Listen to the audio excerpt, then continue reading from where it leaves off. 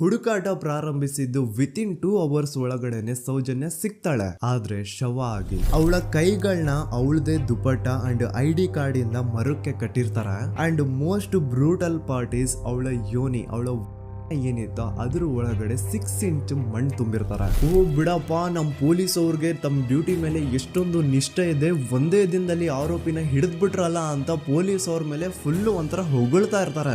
ಆದ್ರೆ ಪಾಪ ಜನರಿಗೆ ಎಲ್ಲಿ ಗೊತ್ತಿತ್ತು ಈ ಕೇಸ್ ನ ರಿಯಲ್ ಆರೋಪಿ ಬೇರೆ ಯಾರೋ ಇದಾರೆ, ಪೊಲೀಸ್ ಅವರೇ ಈ ಕೇಸ್ ನ ಮಿಸ್ಲೀಡ್ ಮಾಡೋದಕ್ಕೆ ಸುಮ್ನೆ ಸಂತೋಷ್ನ ಅರೆಸ್ಟ್ ಮಾಡಿದ್ದಾರೆ ಅಂತ. ಪೊಲೀಸ್ ಅವರು ಈ ಕೇಸ್ ಅಲ್ಲಿ ಕರಪ್ಟ್ ಆಗಿದ್ದಾರೆ, ಪೊಲೀಸ್ ಅವರೇ ಸತ್ಯ ಮುಚ್ಚಿಡ್ಲಿಕ್ಕೆ ಟ್ರೈ ಮಾಡ್ತಿದ್ದಾರೆ. ಹಾಗಾಗಿ ಈ ಕೇಸ್ ನ ಇನ್ಮುಂದೆ ಪೊಲೀಸ್ ಅವರಲ್ಲದೆ CBI ಅವರು ಇನ್ವೆಸ್ಟಿಗೇಷನ್ ಮಾಡಬೇಕು, ಈ ಕೇಸ್ ನ CBI ಒಪ್ಸಿ ಅಂತ ಅಗೇನ್ ಪ್ರೊಟೆಸ್ಟ್ ಗಳು ಸ್ಟಾರ್ಟ್ ಆಗ್ತವೆ. ಸೌಜನ್ಯ ಕೇಸ್ ಒಂದೇ ಅಲ್ಲ, ನಾರಾಯಣ ಹಾಗೂ ಯಮುನಾ ಕೇಸಲ್ಲೂ, ವೇದವಲ್ಲಿ ಕೇಸಲ್ಲೂ, ಆ ಬ್ಯಾಂಕ್ ಮ್ಯಾನೇಜರ್ ನ ಕೇಸಲ್ಲೂ ಹಾಗೂ ಪದ್ಮಲತಾ ಕೇಸಲ್ಲೂ ಸೀದಾ ಡೈರೆಕ್ಟ್ ಡೌಟ್ ಬರೋದೆ ಊರಿನ ಗೌಡ್ರ ಮೇಲೆ. ಸೌಜನ್ಯ ಕೇಸ್ ಬಿಟ್ಟು ಆ ಇನ್ನೊಂದು ಕೇಸ್ ಯಾವುದು, ಅದಕ್ಕೂ ಸಂತೋಷ್ಗೂ ಏನ್ ಸಂಬಂಧ, ಅದ್ರಲ್ಲಿ ಯಾಕೆ ಸಂತೋಷ್ನ ಪೊಲೀಸ್ ಅವರು ಫಿಟ್ ಮಾಡಿದ್ರು ಅಂತ ಪ್ರತಿಯೊಂದು ಹೇಳ್ತೀನಿ.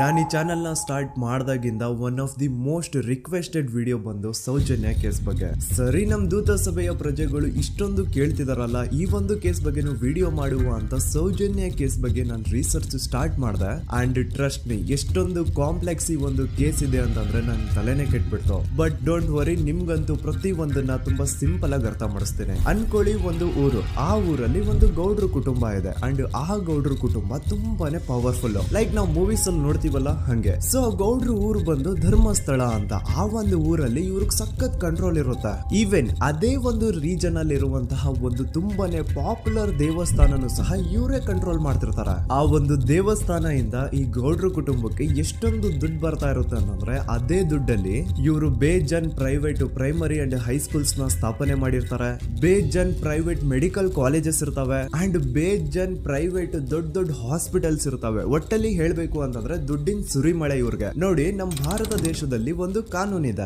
ದ ರಿಲಿಜಿಯಸ್ ಎಂಡೋಮೆಂಟ್ ಆಕ್ಟ್ 1863 ಅಂತ.